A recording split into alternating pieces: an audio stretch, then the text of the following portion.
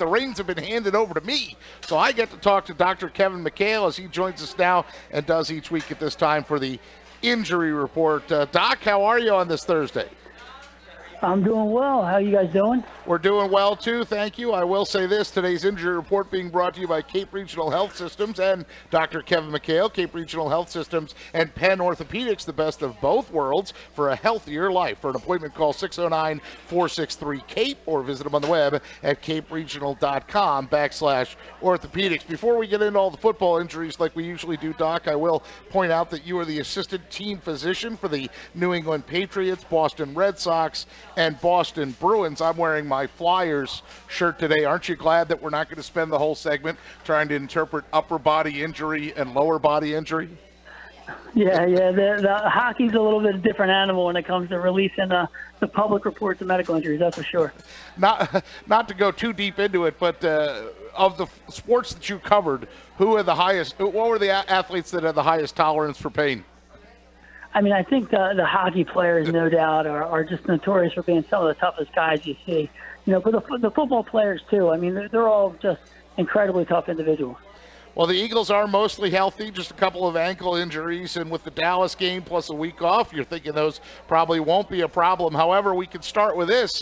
Jordan Hicks, the linebacker, he's out of his walking boot as he recovers from a ruptured Achilles that he had in Carolina versus the Panthers. That was back in October, so if my math is right, Dr. McHale, that's about 9 weeks post-injury. Is Jordan Hicks ahead of schedule, right on schedule? What does it say to you that he's out of his walking boot?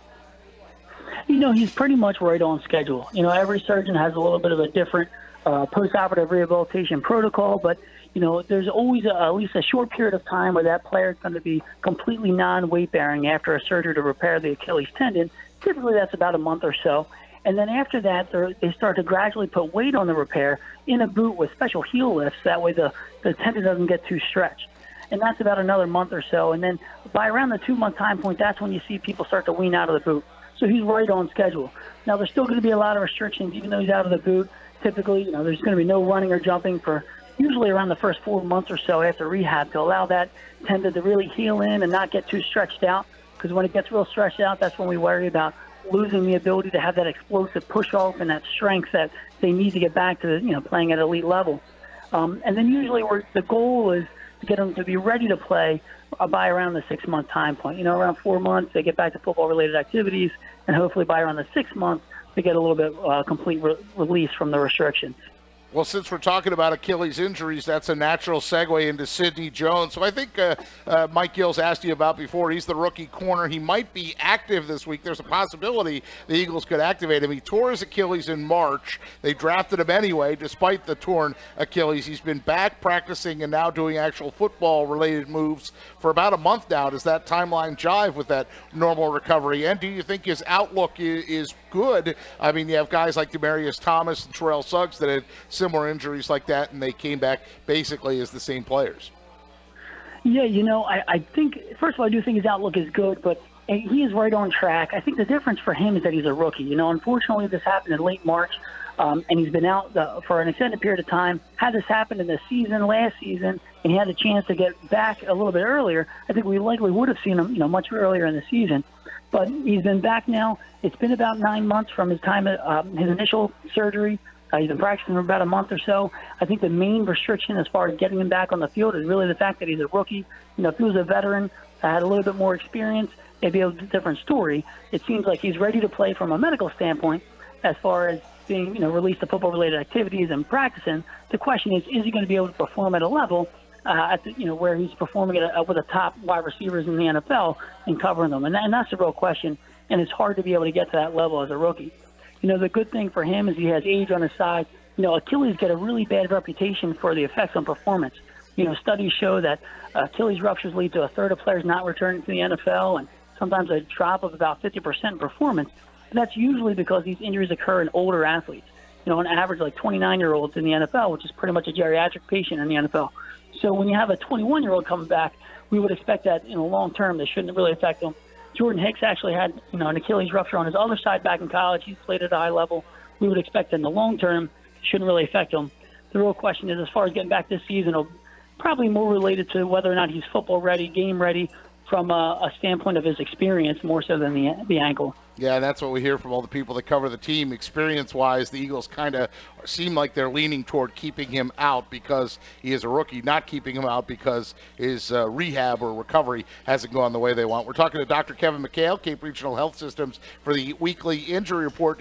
Doc, between when we talked last night and today, something popped up where I saw some stuff on social media about the size of Carson Wentz's brace. And I just started chuckling and thought, you know what, I'm going to throw that into Dr. Kevin McHale just to say that can you imagine that we're now in a time where tweets are being made Sunday night when Wentz was spotted at the Eagles-Raiders game about, is the size of his brace indicate that it's worse than we thought? Yeah, I mean, the brace size definitely doesn't play a role in that. I think it's more related to the stage of his recovery. A lot of times we use much larger braces in the initial post-operative phase than you would say what we call a functional ACL brace when they're getting back on the field. These functional ACL braces are much more lower profile.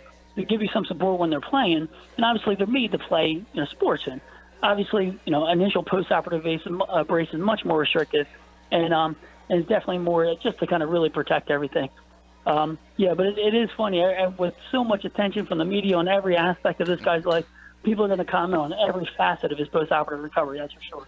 Right. Well, you're the expert. I mean, I just see the stuff as the layman, and I chuckle and thought, hey, we're going to have Dr. Kevin McHale, and I'll bring that up. I'll also bring up the fact that a former Eagle and Cowboy, because we've got some teams fighting for the playoffs, and they have running backs that are trying to play despite injury, including a former Eagle and Dallas Cowboy. That's DeMarco Murray. We'll start with him. And MRI revealed that he has a third-degree MCL tear. Now, Murray says he can play through it on Sunday. Titans trying to get into the AFC playoffs. Doc, how hard do you think it would be for Murray to be effective against the Jaguars? So, in short, I think it's going to be very hard. In general, we see a lot of guys playing through MCL sprains. It's the most commonly injured ligament in the knee in football. The MCL it's really important for giving your knee stability, prevents the knee from being forced into like that knock-knee position where the knee gets forced inward. It's really commonly injured because a lot of times when people are getting tackled or collide with another player, that's the direction the knee is forced into. Now, the problem is it ranges significantly based on the severity of the injury as far as how long it takes the player to get back to playing at a high level. Grade 1 sprains, when we're talking about that ligament just kind of gets stretched, not really torn, just a little bit painful when it gets stressed, but no significant laxity in the knee or anything like that. Players are able to get back after maybe missing 1 or 2 weeks and play at a high level, and at this time of year, they probably get back sooner. Grade 3 is a little different. We're talking about a complete rupture of that ligament, leads to significant instability when you stress that side, and it can be very painful. Now, typically, any other time of the year, you're looking at more of like a 5 to 7 week recovery timeline before they're back out in the field in a brace. Now, obviously, we see pro athletes shortening that course all the time, particularly at the end of the year. That being said, it's going to be very difficult for him to play at an effective level of only 1 week out from such a significant injury to his knee. Particularly, he hasn't been playing at his peak of performance in his career this season anyway, and to expect him to reach that level after such a significant injury, I think would be a little unlikely. Dr. Kevin McHale with us. We'll end with this one. The Melvin Gordon for the Chargers. He's had a walking boot on his left foot. He was struggling with a left high ankle sprain. I know you and Mike Gill have talked about high ankle sprains before. Is it a wives' tale? I've always heard, sometimes a broken ankle is less painful to recover from than a sprain. Is that right, or is that hooey? And, of course, the Chargers have to try and beat the Raiders this week and get some help to get in. But Melvin Gordon trying to come back from that left high ankle sprain. So in general, everything depends on the severity of the injury. Some of these very, very mild, or I don't want to say mild, but small fractures where they have a non-displaced fracture that can heal without surgery. A lot of times they heal very well and players do well. And when compared to a severe high ankle sprain, it can be comparable. That being said, fractures typically result in a much longer period of, a timeout from surgery, an absence from play. We see Odell Beckham, he's been out with the season after having a surgery to repair his fracture dislocation of his ankle. So usually these are much more severe injuries than the sprains. That being said, these high ankle sprains are very painful and very difficult to recover from. Low ankle sprains, the tears to the outside ligaments when you typically roll your ankle, they usually respond well to non-operative management very quickly. Typically a week or so of rehab, and then getting back to playing either a brace or a lot of good tape that kind of almost gives that ankle like a cast to run in during the gameplay. People get back after these low ankle sprains very, very quickly. the high ankle sprains tend to linger because that's an injury to the ligaments that actually attach your two lower leg bones, the end of your fibula and your tibia. And that area can be very painful, and it takes much longer time to heal. And typically, these athletes are out for 2 to 3 weeks. So, it's very likely that he will be able to play through the injury, but it will definitely affect his performance to some degree. Melvin Gordon's a very elite running back in the NFL. He's a very skilled player, but it's going to hurt him, and he's going to have to play through that. And this is a difficult time of year for these players to try to tough out these more significant injuries. Are you a good shoulder guy, Doc? I know we are close to being out of time, but I can't help but ask you about the Markelle Fultz situation as he's on the road trip with the Sixers. They're playing the Trailblazers tonight, and people still wondering. I mean, as I sit here and I think about a muscle imbalance in that shoulder, and I'm trying a scapular muscle imbalance. What rings in your ears when you hear that description? Well, when you hear about scapular dyskinesis, which is that scapular muscle imbalance, what we're talking about is usually it's a kind of a compensatory response or the body's ability to try to accommodate for an injury. And for him, previous MRIs that were reported said that there was no evidence of structural injury, which is good. There's no rotator cuff tears or no labral tears or anything like that. But these overuse injuries or tendonitis in the shoulder can be very painful. And then what can happen is a player tries to play through it, and they start altering their mechanics. And we all saw those videos of his foul shots and his shooting performance, which looked atrocious, and it's just trying to avoid to protect the shoulder from pain. And then what happens is it kind of throws off all of his technique, and then it's this kind of deadly cycle where more and more poor mechanics leads to more injury, and then it's a cycle where it gets worse. So luckily it was identified, he was taken out, and given a chance to try to really rehab this. It can take a while, unfortunately, to retrain the muscles back to using the normal balance and going back to that good technique, but it's essential to really correct that technique to prevent that injury from continuing to get worse. So hopefully when we see him back out there, he's playing at a high level like we expect. Dr. Kevin McHale with us for the injury report. Hey, Doc, I thought that went pretty well. I don't know. Of course, I'm an easy grader on myself, but you brought it as you always do each time. Appreciate your time, and Mike Gill will be back with his hardball questions for you next Thursday. All right, sounds good. Happy New Year, guys.